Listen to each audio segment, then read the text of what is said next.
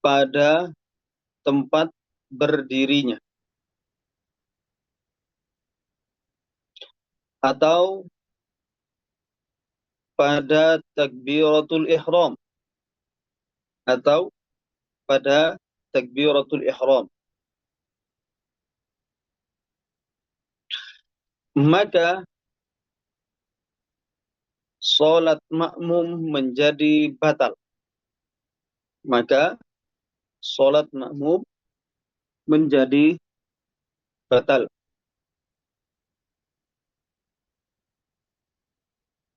Begitu juga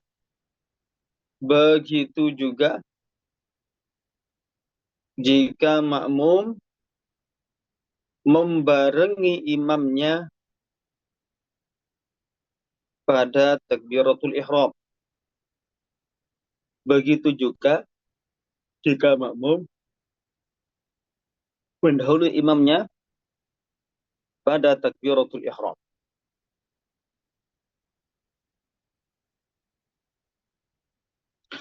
Sedangkan membarengi imam, membarengi imam atau membersamai imam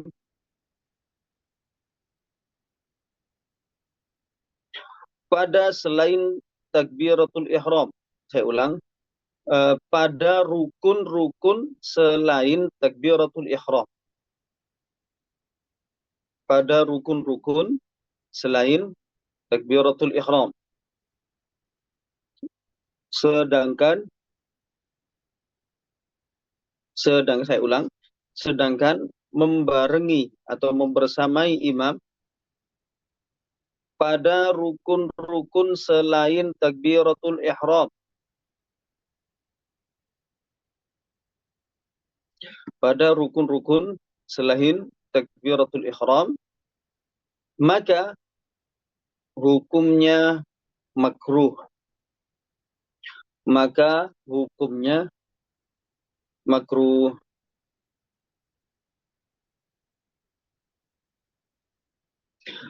Kecuali dalam mengucapkan amin. Kecuali dalam mengucapkan amin, maka sunnah makmum membarengi imamnya. Kecuali dalam mengucapkan amin, maka sunnah makmum membarengi imamnya. Maka sunnah makmum membarengi imamnya. Baik. Sampai di sini ada yang bisa membacakan apa yang telah kita diktikan? Silakan. Kalau ada yang mau.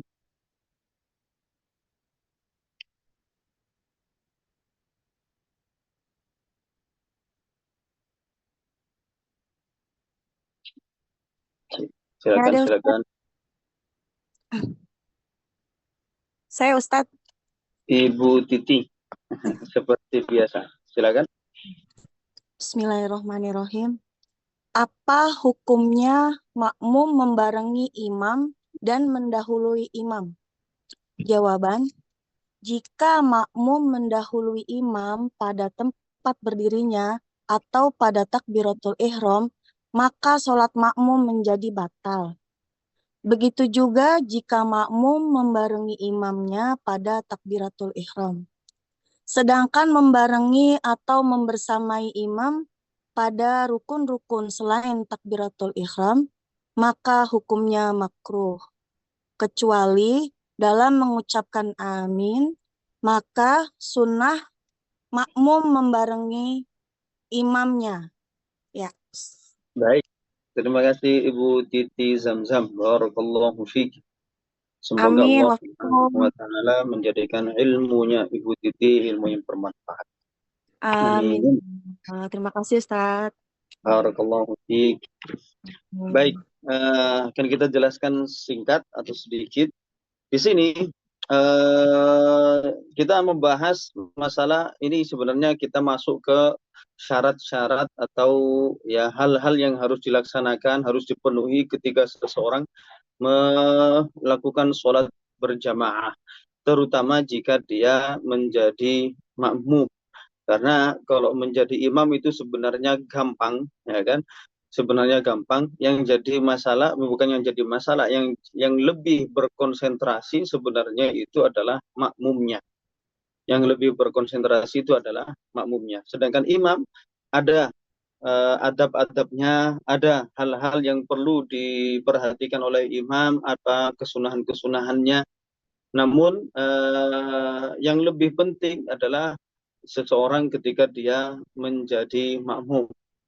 Di sini ketika seseorang menjadi makmum, pertama-tama yang namanya makmum itu adalah orang yang mengikuti, ya kan?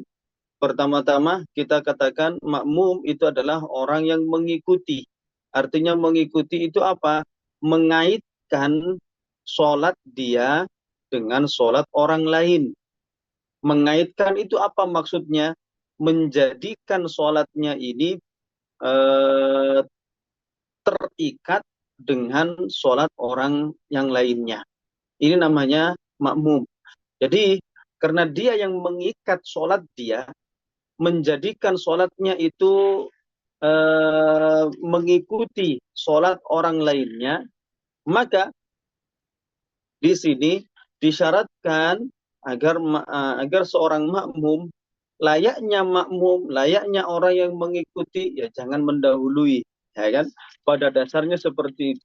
Jangan mendahului, jangan membarengi. Namanya dia pengikut.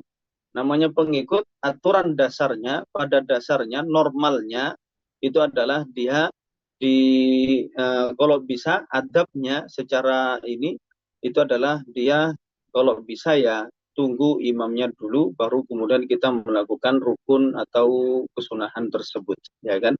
Jadi ini namun ada beberapa perincian sebagaimana yang akan kita jelaskan insya Allah. Jadi kita bahas terlebih dahulu apa hukum orang yang makmum, ya kan? Makmum membarengi imam atau bahkan mendahului imamnya, ya kan? Di sini kita masuk pertama-tama dalam masalah takbiratul ihram dan tempat berdirinya. Kita jelaskan bahwasanya seorang makmum itu haram baginya untuk mendahului, ya, untuk mendahului imamnya di tempat berdirinya dan juga pada takbiratul ihram. Kalau dibilang takbiratul ihram itu takbir mana yang dimaksud? Yaitu takbir pertama kali yang dilakukan, yang dibaca oleh seorang yang sholat di dalam sholatnya. Jadi takbir pertama kali itulah yang disebut dengan takbiratul ihram. Kenapa kok dinamakan takbiratul ihram atau dengan istilah lain yaitu takbiratul taharrum? Takbir dikatakan takbiratul ihram karena memang dengan takbir inilah yang kemudian menjadikan seseorang itu haram baginya untuk membatalkan sholatnya. Maksudnya apa membatalkan sholatnya? Baik dengan cara makan, baik dengan cara berbicara, baik dengan cara memalingkan badannya, memalingkan dadanya dari arah kiblat, dan lain sebagainya. Haram baginya untuk melakukan hal ini semuanya kapan? Setelah dia melakukan takbir. Takbir yang mana ini? Takbir yang pertama kali. Jadi takbir yang pertama kali inilah yang disebut dengan takbiratul ihram. Sedangkan takbir-takbir yang lainnya ketika seseorang mau ruku', ya kan, habis berdiri, habis baca surat pendek, habis baca surat Al-Fatihah, dia mau ruku'. Apa yang dibacanya?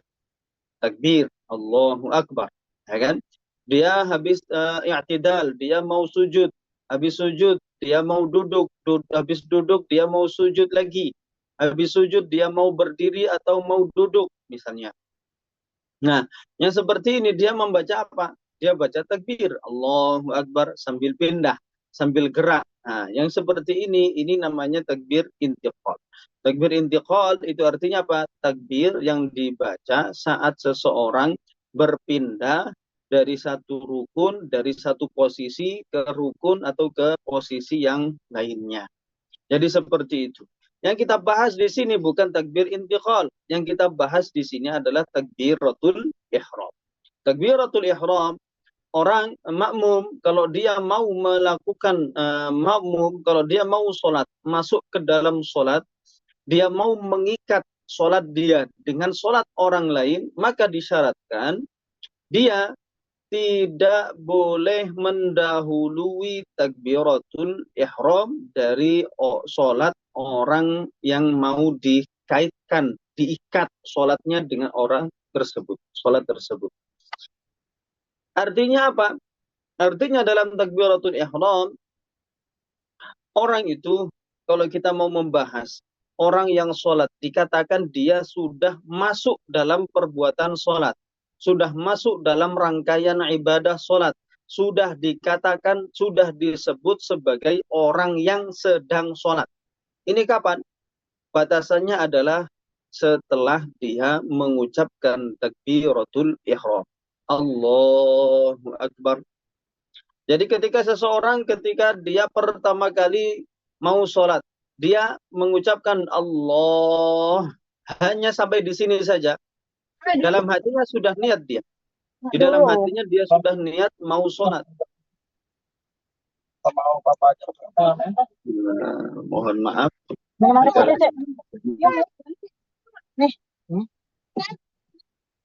Oh iya, habis ini. Mas mohon ditutup mic-nya.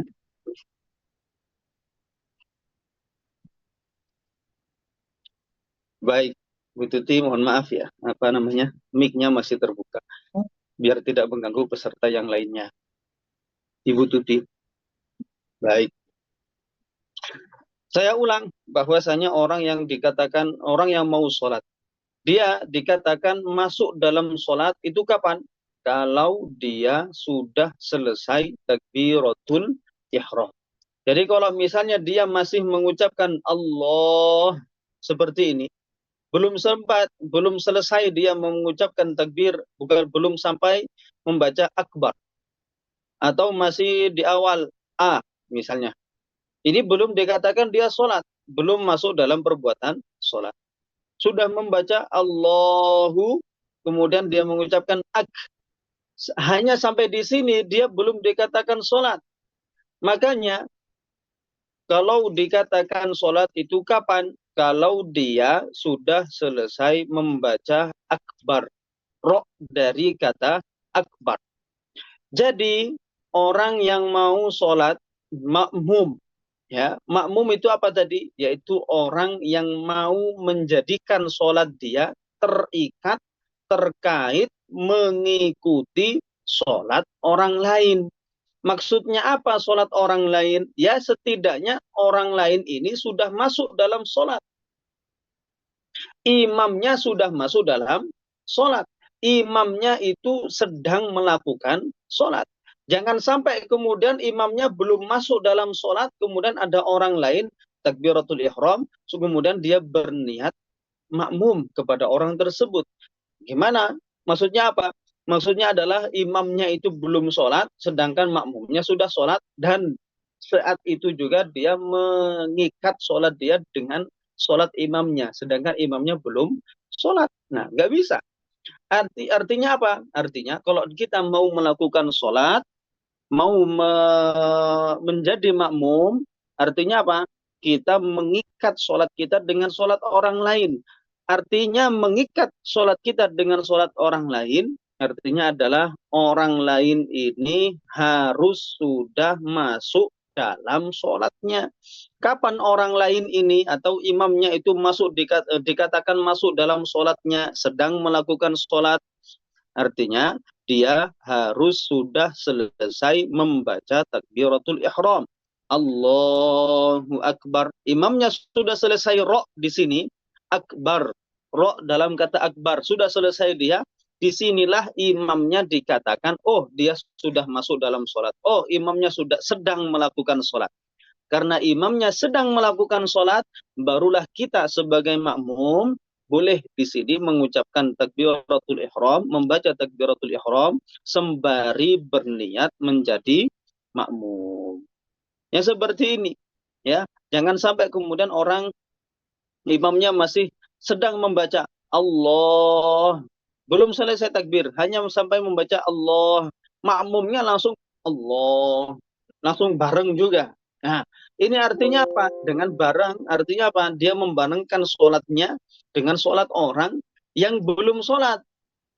Mengikat sholatnya dengan sholat orang yang belum Recording in sholat. progress. Belum masuk dalam sholat. Nah, yang seperti ini gak sah sholat dia. Gak sah sholat siapa? Gak sah sholat makmumnya. Kenapa? Karena dia mengikat sholat dia, menggabungkan sholat dia dengan sholat orang lain yang belum sholat. Nggak bisa. Makanya tadi kita jelaskan bahwasanya dalam masalah takbiratul ihram, makmum itu batal sholatnya jika dia mendahului imam. Jadi imamnya belum takbiratul ihram, makmumnya takbir duluan. Allahu Akbar, baru imamnya takbir. Allahu Akbar. Nggak sah. Sholatnya nggak sah. Sholatnya batal. Atau mungkin lebih tepatnya, sholatnya nggak jadi. Dikatakan batal kalau dia sudah masuk sholat, kemudian batal sholatnya. Sedangkan di sini dia, sholatnya itu belum masuk. Dia belum masuk dalam sholat. Kenapa? Sejak awal sholatnya tidak sah. Sholatnya tidak jadi. Gitu ya. Sholatnya nggak jadi. Nggak jadi artinya apa ya? Belum gugur kewajiban dia melakukan sholat. Begitu juga kalau dia membarengi. Imamnya membaca Allah, dia ikut juga membaca Allah. Atau imamnya baru selesai membaca Allah, masih mau mengucapkan akbar, makmumnya bareng mengucapkan Allah. Jadi yang seperti ini belum selesai imamnya takbir. Yang seperti ini nggak boleh makmumnya mengucapkan takbiratul ihram sembari berniat makmum. Yang seperti ini nggak sah. Kenapa? Kembali lagi saya jelaskan bahwasanya orang yang seperti ini sama saja dia menggabungkan atau mengikat sholat dia dengan orang lain yang belum sholat. Gimana mau menjadi makmum? Menjadi makmum dari siapa? Dari orang yang belum sholat. Makmum dalam masalah apa ini kita? Makmum dalam masalah sholat. Maka artinya apa? Maka artinya imamnya, pemimpinnya, itu juga harus sudah sholat. Sudah sedang melakukan sholat. Sudah dikatakan masuk dalam perbuatan sholat. Paham ya? Makanya dalam masalah takbiratul ihram, batal makmumnya kalau dia membarengi imam dalam masalah takbiratul ihram, terlebih lagi kalau dia mendahului imam membaca takbiratul ihram. Gitu ya. Paham insyaallah. Kemudian dalam masalah di tempat berdiri. Dalam masalah tempat berdirinya, makmum haram hukumnya untuk menjadikan tempat berdirinya itu mendahului tempat berdirinya imam. Artinya apa mendahului tempat berdirinya imam? Artinya adalah menjadikan tempat berdirinya itu lebih maju, lebih ke depan daripada tempat berdirinya imam. Patokannya gimana? Kan kalau misalnya kita melihat ukuran kaki kan macam-macam. Buktinya ukuran sandal juga macam-macam. Ukuran sepatu juga macam-macam. Ada yang ukurannya 40, ada 39, ada 42, ada 43. Ya kan? Artinya apa? Bisa jadi imamnya itu ukuran kakinya itu lebih kecil daripada ukuran kaki makmumnya. Nah, yang jadi patokan gimana terus? Yang jadi patokan itu adalah tumit. Tumit itu mana? Bagian belakang dari telapak kaki seseorang. Jadi seorang makmum, tempat berdirinya, tumit dia tidak boleh mendahului tumit makmumnya. Tidak boleh lebih maju daripada tumit imamnya. Mohon maaf, saya ulang. Tumit makmum tidak boleh mendahului tumit imamnya. Tumit makmum tidak boleh lebih maju, lebih ke depan daripada tumit imamnya. Nggak peduli apakah ujung jari kaki makmumnya itu lebih maju atau enggak peduli. Artinya apa? Itu bukan jadi patokan. Bisa jadi makmumnya itu adalah anak kecil, ya kan? Anak kecil yang sudah mumayyiz, sah sholat dia, sah juga jadi imam, ya. Ini juga jadi perhatian bagi ibu-ibu, ya kan? Ibu-ibu di rumah kadang ada sebagian ibu-ibu itu gimana? Mereka punya anak kecil, anak kecilnya itu laki-laki. Dia sudah mumayyiz usia 7 tahun, usia 8 tahun, ya kan? Ibunya sholat di rumah, sedangkan anaknya belum sholat. Dia mau menjalankan sholatnya itu dengan cara berjamaah, menanamkan kecintaan sholat jamaah kepada anaknya. Tapi caranya gimana? Kemudian emaknya jadi imam, anak laki-lakinya ini meskipun masih kecil, ya, tapi dia laki-laki, disuruh jadi makmum. Makmum dari siapa? Makmum dari ibunya. Nggak sah, nggak sah. Yang nggak sah siapa? Yang nggak sah anaknya. Ya, jangan lakukan hal demikian. Yang demikian ini nggak sah. Aturan gimana?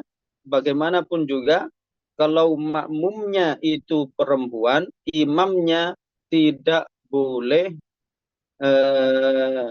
saya ulang. Kalau makmumnya laki-laki, imamnya tidak boleh selain laki-laki. Artinya kalau makmumnya laki-laki, harus imamnya juga laki-laki. Kalau makmumnya perempuan, boleh siapapun menjadi imamnya. Kalau makmumnya perempuan, boleh siapapun jadi imamnya. Sama-sama perempuan atau selain perempuan. Seperti lelaki, ya, imamnya itu adalah orang laki-laki. Yang seperti ini boleh. Tapi kalau perempuan jadi imam, makmumnya nggak boleh laki-laki. Makmumnya nggak boleh laki-laki.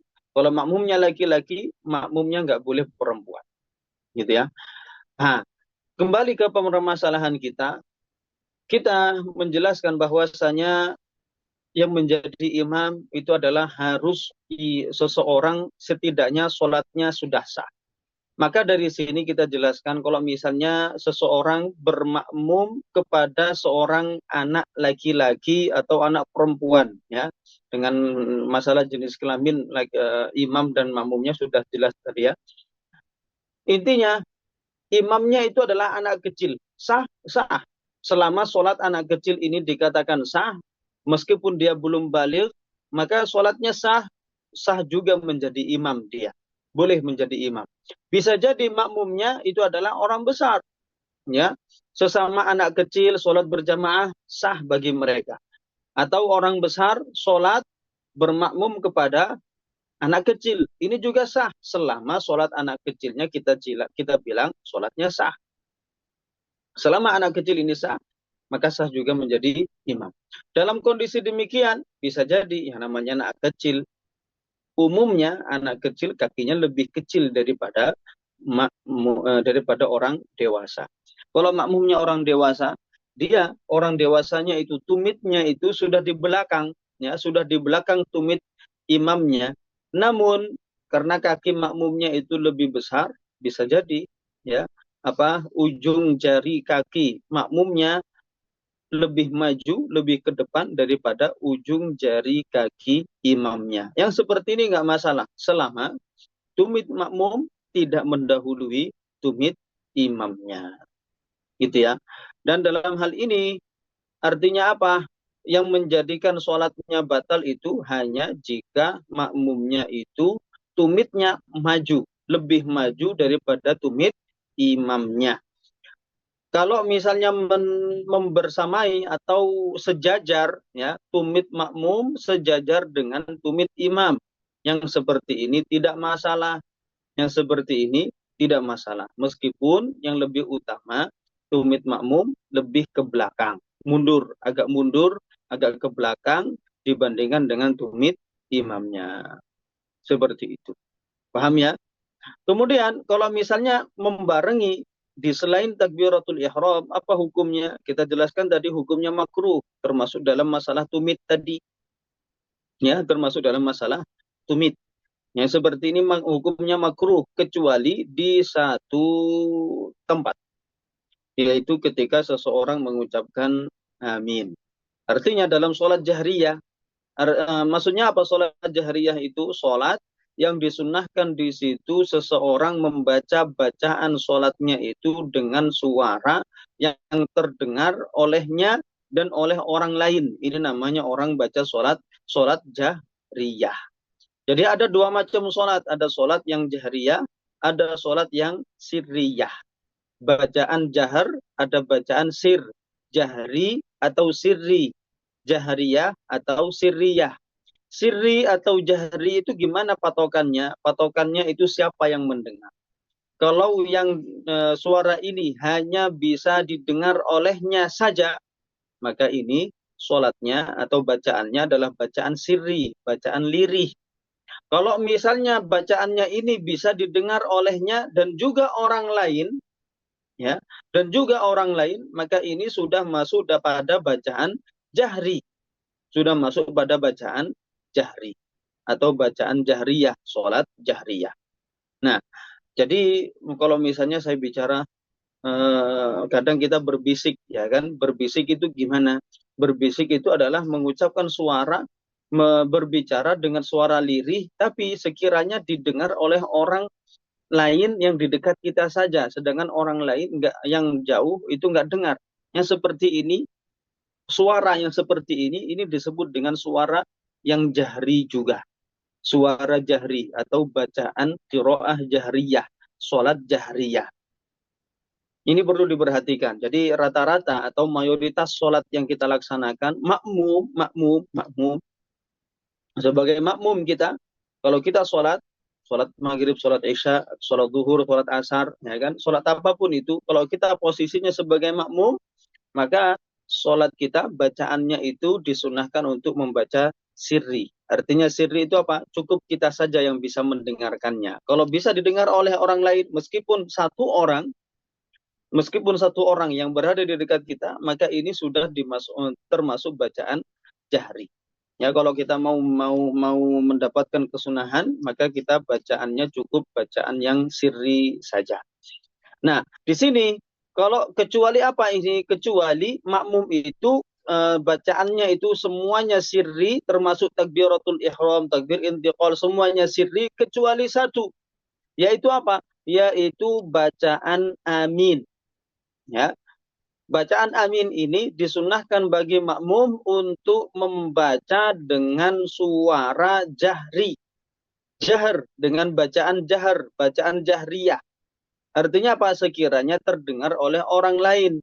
Dan selain kesunahan untuk membacanya dengan jahar, disunahkan juga kita sebagai makmum untuk membacanya bareng bersamaan dengan amin yang dibaca oleh imam. Jadi aturan sebenarnya itu imam membaca Al-Fatihah sampai bacaan ayat terakhir waladhdallin. Kemudian apa? Imam disunahkan di sini berhenti sejenak. Berhenti sejenak, berhenti apa maksudnya? Berhenti bacaannya. Diam sebentar, berhenti sejenak. Kemudian apa? Barulah kemudian imamnya membaca amin. Berhenti sejenak, nggak langsung membaca surat pendek, berhenti sebentar, baru kemudian membaca surat pendek. Bismillahirrahmanirrahim. Qul huwallahu ahad. Yang seperti ini. Ini aturan awalnya, aturan normalnya.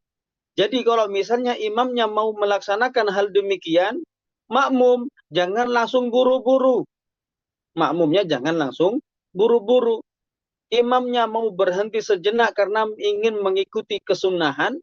Jadi setelah membaca waladhdallin, imam berhenti. Ya, imam berhenti agar aminnya itu tidak bersambung dengan bacaan Fatihahnya. Ya, berhenti sejenak, makmum jangan langsung buru-buru. Amin. Jangan langsung buru-buru. Meskipun nggak masalah ya. Tapi kalau mau mendapatkan kesunahan, maka sunnah baginya untuk membaca amin bersamaan dengan imam. Artinya imamnya dia disunahkan untuk diam sebentar, diam sejenak, baru kemudian membaca amin, baru makmum juga bareng. Imamnya membaca amin, makmumnya juga bareng. Ya. Terlebih kalau misalnya kita membaca amin itu kita penting untuk memberikan pelajaran, memberikan pemahaman, peringatan, kesadaran kepada anak-anak kita, anak-anak kecil ya, anak-anak kecil atau bahkan anak muda, anak usia SMP, SMA itu kadang juga mereka sholatnya masih suka main-main. Di sini kalau mereka membaca amin dengan nada yang dengan tujuan untuk bermain-main, bercanda. Nah, kadang kan orang membaca amin dengan nada yang itu bercanda. Yang seperti ini bisa membatalkan sholat. Yang seperti ini bisa membatalkan sholatnya. Harus dihati-hati, terlebih anak-anak kita, ya, karena kita sebagai wali, kita sebagai orang tua, itu wajib bagi kita untuk mengajari mereka tata cara sholat yang benar, memperingatkan mereka jangan sampai sholat yang mereka lakukan itu menjadi batal, gitu ya. Ini kewajiban kita sebagai seorang muslim, sebagai orang tua, sebagai wali. Itu kewajiban kita itu memperhatikan sholat mereka juga, memperhatikan sholat mereka. Jangan sampai mereka melakukan ibadah, tapi ternyata ibadahnya itu adalah ibadah yang rusak, ibadah yang tidak sah, ibadah yang tidak diterima, gitu ya. Baik, ini yang bisa kita sampaikan terkait dengan pelajaran kita kali ini. Ada hal lain yang juga ingin kita sampaikan terkait dengan ayat mutasyabihat atau hadis mutasyabih. Sudah dijelaskan di pertemuan yang lalu oleh Ustadz Harsono, yang mana beliau ini kemarin menjelaskan apa itu yang dimaksud dengan ayat atau hadis yang muhkam, ada juga ayat atau hadis yang mutasyabih. Muhkam itu artinya ayat tersebut, hadis tersebut, maknanya itu sudah jelas, maknanya itu sudah gamblang, artinya dia itu tidak mempunyai makna lain kecuali makna itu saja. Kalau demikian, maka yang seperti ini langsung dipahami, langsung diambil makna ayat tersebut sesuai dengan makna yang ada, yaitu makna tersebut satu-satunya. Di antaranya ayat laisa kamitslihi syai' wa lam yakul lahu kufuwan ahad, dan ayat-ayat yang lain yang juga termasuk ayat yang muhkam. Ayat muhkam itu ayat yang sudah jelas maknanya, sudah gamblang maknanya, yang tidak memiliki makna lain kecuali makna itu. Jadi nggak perlu cari makna-mana, cari-cari makna yang lainnya. Sedangkan ayat mutasyabih atau hadis yang mutasyabih itu artinya apa? Hadis atau ayat yang secara bahasa menunjukkan maknanya itu masih terlalu banyak makna yang dikandungnya, sehingga di sini perlu untuk kita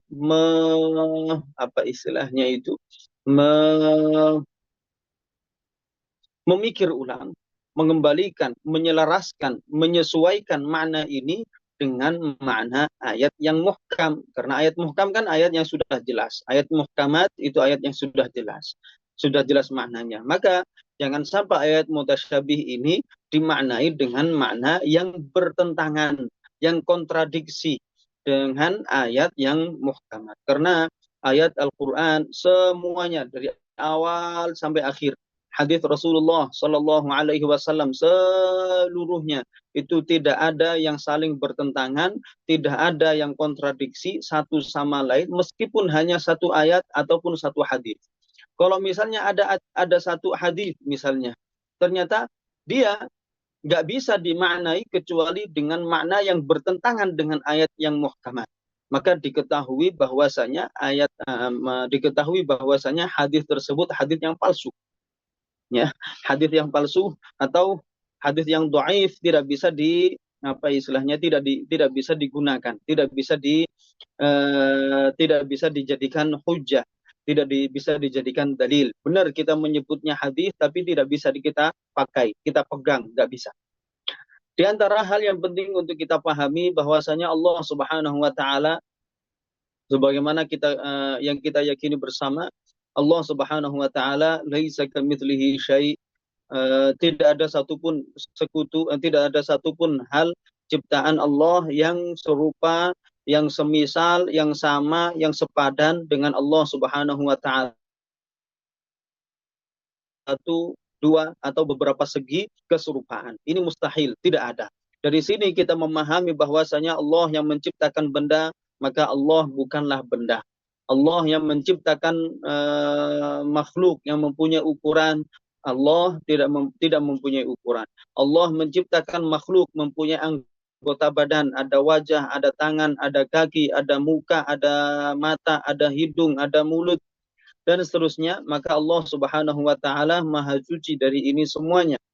Allah tidak mempunyai wajah, kepala, tidak mempunyai dada, tidak mempunyai tangan, tidak mempunyai kaki. Ini semuanya mustahil bagi Allah Subhanahu wa taala. Makanya kalau kita melihat ada beberapa ayat, ada beberapa hadis yang mana di situ dalam bahasa Arab, saya kembali jelaskan, dalam bahasa Arab dijelaskan ada kata al-wajh, al-wajhu atau wajhu kepada Allah.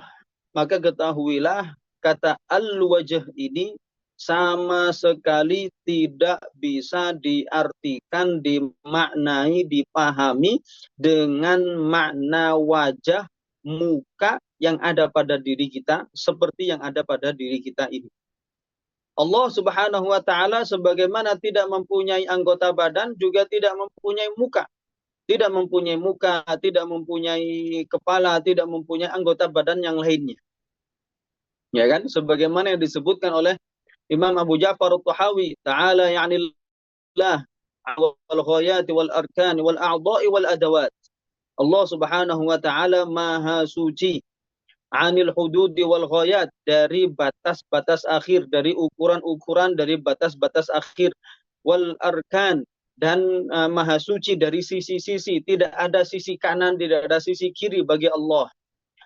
Tidak ada sisi depan, tidak ada sisi belakang dari zat Allah. Tidak ada sisi atas, tidak ada sisi bawah dari zat Allah.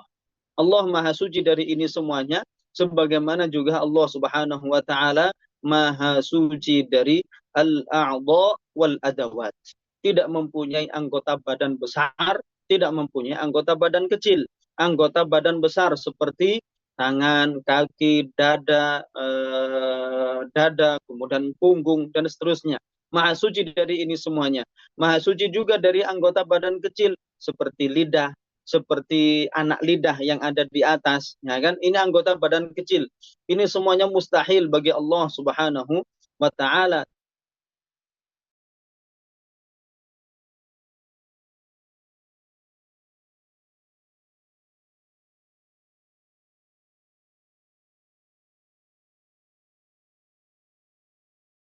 Kun illa wajhah. Illa wajhah. Wajhahu. Di sini wajah ada kata wajhun, kemudian diidhofahkan, disematkan, dinisbatkan kepada dhamir ha, kepada kata ganti ha. Wajhahu wa al wajh. Wajah ini diidhofahkan kepada siapa? Kepada Allah. Maka jangan diartikan seperti yang dipahami oleh golongan bayaniyah. Ada golongan bayaniyah, mereka meyakini bahwa ayat ini bermakna Allah Subhanahu wa taala menjelaskan bahwa segala sesuatu itu pasti akan hancur, pasti akan musnah, pasti akan binasa, kecuali kata dia, Bayan bin Sam'an, dia menjelaskan kecuali wajah Allah, sambil dia mengisyaratkan seperti ini, kecuali wajah Allah. Jadi wajah, kecuali muka Allah. Dia meyakini bahwa Allah Subhanahu wa taala mempunyai anggota badan, dan semua anggota badan Allah, kata Bayan bin Sam'an, ini juga akan hancur, akan binasa, akan musnah, akan punah, kecuali cuman mukanya saja. Ini mustahil. Lalu apa makna yang sebenarnya? Makna yang sebenarnya itu adalah kullu syai'in halikun illa wajhah, segala sesuatu itu akan binasa, illa wajhahu ay illa mulkahu, kecuali wajah bagi Allah. Artinya apa? Kecuali kekuasaan, kecuali kemahakuasaan bagi Allah Subhanahu wa taala. Imam Al-Bukhari juga meriwayatkan menjelaskan takwil tafsili dari ayat ini, illa wajhah ay illa ma urida bihi wajhullah ay illa ma yutaqarrabu bihi ilallah, kecuali amal taat, kecuali amal solih yang dilakukan oleh seseorang karena ikhlas mengharapkan ridho dari Allah, karena dengan tujuan untuk mendekatkan diri kepada Allah. Ya, ini yang dimaksud dengan kata illa wajhah. Jangan kemudian difahami, oh Allah punya wajah, ini wajahnya ini akan kekal abadi, punya tangan, punya kaki, tapi tangan dan kakinya pasti akan binasa. Jangan seperti itu. Allah tidak mempunyai tangan, tidak mempunyai wajah. Ya, Allah Subhanahu wa taala kekal abadi. Zatnya kekal abadi, sifat-sifatnya juga kekal abadi. Tidak ada yang hancur dari Allah Subhanahu wa taala. Allah bukan benda, Allah bukan jisim, tidak mempunyai ukuran, tidak mempunyai anggota badan, tidak terdiri dari beberapa anggota badan yang kemudian menyatu satu sama lain, kemudian menyusun zat Allah. Ini tidak seperti itu. Allah sama sekali tidak sama, tidak seperti kita. Gitu ya. Tidak seperti kita.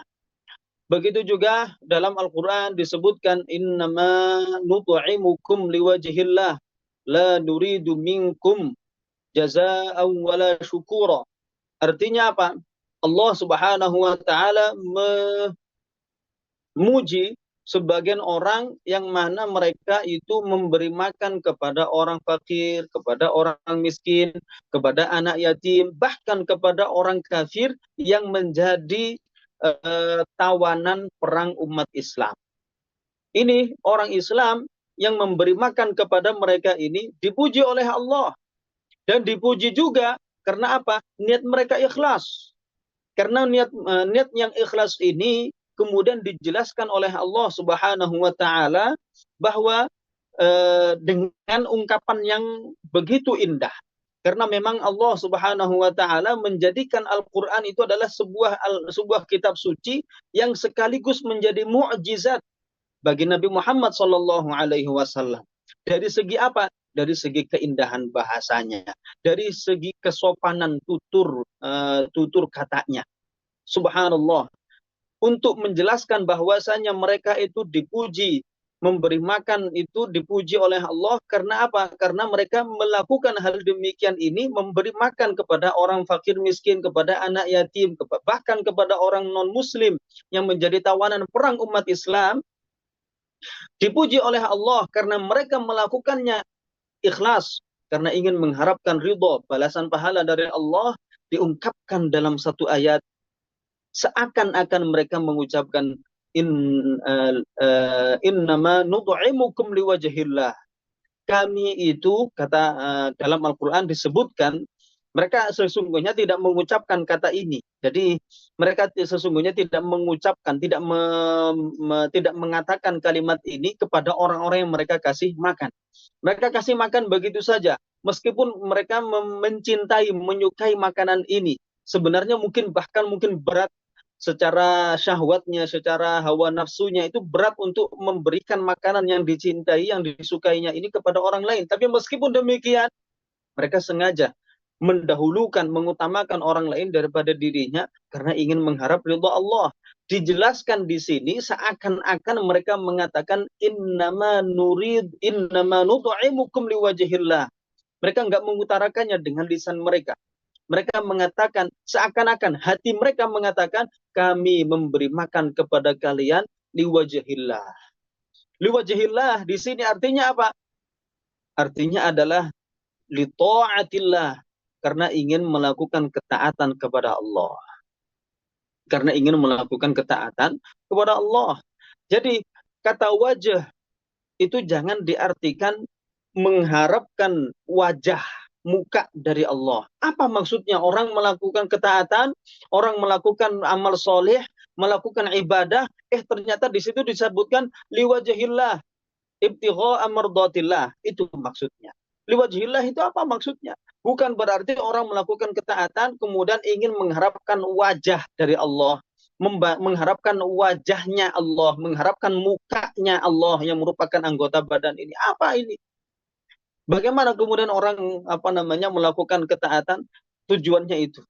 Allah Subhanahu wa taala tidak mempunyai anggota badan. Sekali lagi saya ulangi, mustahil bagi Allah untuk mempunyai anggota badan termasuk wajah, muka.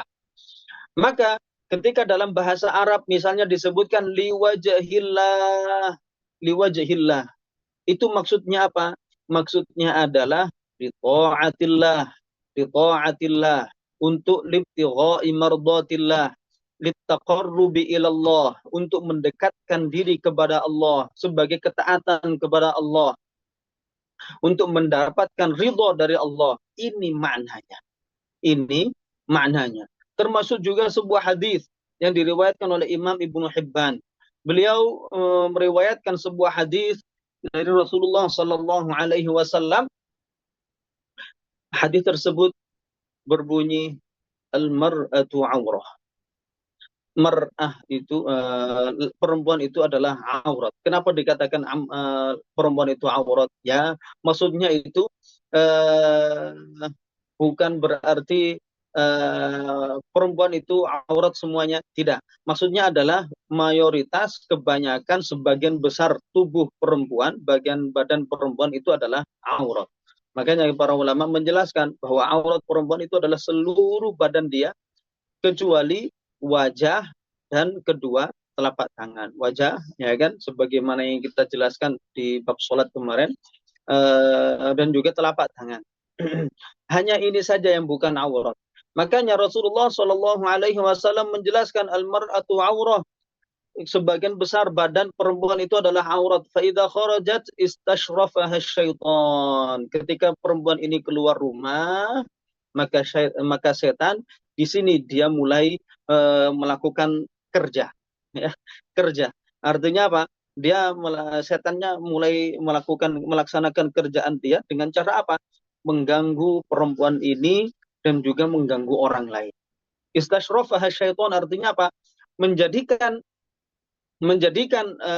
perempuan ini seakan-akan dia itu berada di atas kepala orang lain. Jadi kalau misalnya ada sekumpulan orang berdiri, ternyata ada satu orang yang berdirinya lebih tinggi daripada orang yang lainnya. Ini yang namanya mustasyrif. Artinya apa? Mustasyrif itu orang yang lebih tinggi berdirinya dibandingkan dengan orang lainnya.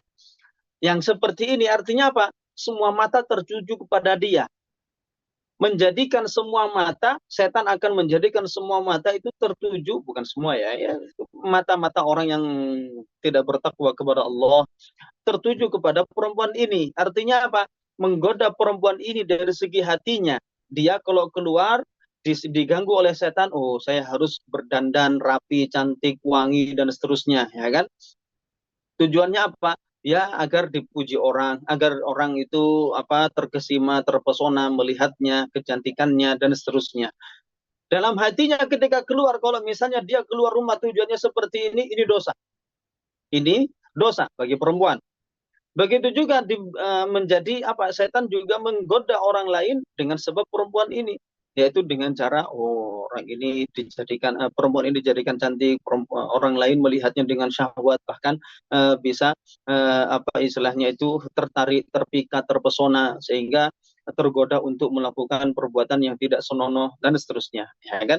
Makanya Rasulullah Shallallahu Alaihi Wasallam menjelaskan, melanjutkan hadis tersebut, aqrabu ma takunul mar'atu min rabbiha ila rabbiha atau ila wajhi rabbiha idza kanat fi qari baitiha. Maksudnya apa?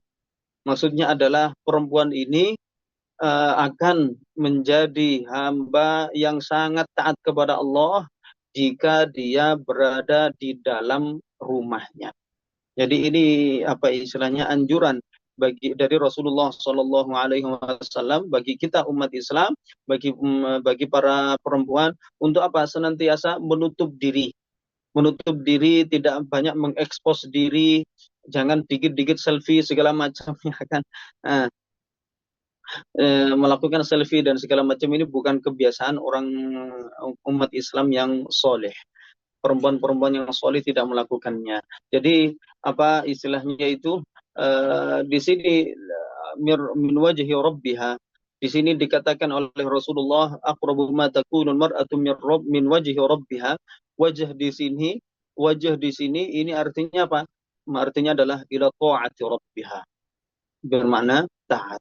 Jadi perempuan itu semakin dikatakan taat jika dia senantiasa berada di dalam rumahnya, nggak banyak keluar, nggak banyak main dulin ke sana kemari, ya kan? Ini adalah perempuan yang taat kepada Allah. Ini bukan berarti saya mengatakan atau Rasulullah menjelaskan bahwa perempuan yang keluar rumah itu haram, dosa, pasti. Nah, tidak seperti itu juga. Kalau misalnya keluarnya untuk ibadah, untuk menghadiri majelis ilmu dinul daruri, nah seperti ini ya wajib, ya kan? Bahkan keluar rumahnya ini hukumnya wajib. Untuk silaturahim ini juga hukumnya wajib. Untuk melakukan haji ini juga wajib, ya kan? Eh, bukan berarti keluar rumah, perempuan keluar rumah pasti haram, pasti dosa, pasti ini tidak juga, ya kan? Tidak juga. Baik, ini yang bisa kita sampaikan. Jadi tentang sholat, tentang rukun atau bukan rukun ya, apa istilahnya itu ya, hal yang perlu diperhatikan, harus diindahkan ketika seseorang menjadi makmum. Jangan sampai mendahului atau membarengi imam dalam masalah takbiratul ihram, jangan sampai mendahului imam dari segi tempat berdirinya, dan sedangkan di selain takbiratul ihram maka membarengi atau membersamai imam itu hukumnya makruh kecuali membaca amin. Hukumnya sunnah untuk bersama dengan imam, ya. Dan juga tadi kita jelaskan bahwa kata wajah, ya, dalam bahasa Arab al-wajhu itu artinya itu wajah, muka, tapi juga mempunyai makna-makna lain selain muka, selain wajah, anggota badan. Di antaranya itu adalah al-qasd. Al-qasd itu tujuan tujuan kita, atau dikatakan untuk mendapatkan ridho dari Allah, mendapatkan balasan pahala dari Allah, dan seterusnya. Ini adalah kata wajah jika diidhofahkan, jika kita sematkan kepada Allah Subhanahu wa taala. Baik, mungkin sampai di sini ada mungkin satu dua pertanyaan sebelum kita akhiri. Monggo silahkan.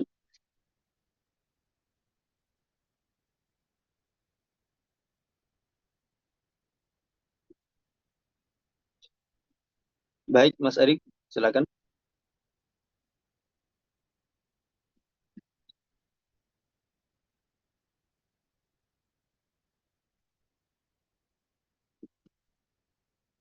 Iya, boleh. Jadi boleh untuk siapapun itu yang dikatakan sah sholatnya, dia sah untuk menjadi imam. Meskipun dia belum balik, meskipun dia masih anak kecil. Ya, para sahabat dulu, sahabat yang sudah dewasa, banyak di antara mereka yang apa istilahnya itu sholatnya bermakmum kepada sahabat Abdullah ibnu Abbas. Abdullah bin Abbas ini termasuk sahabat junior.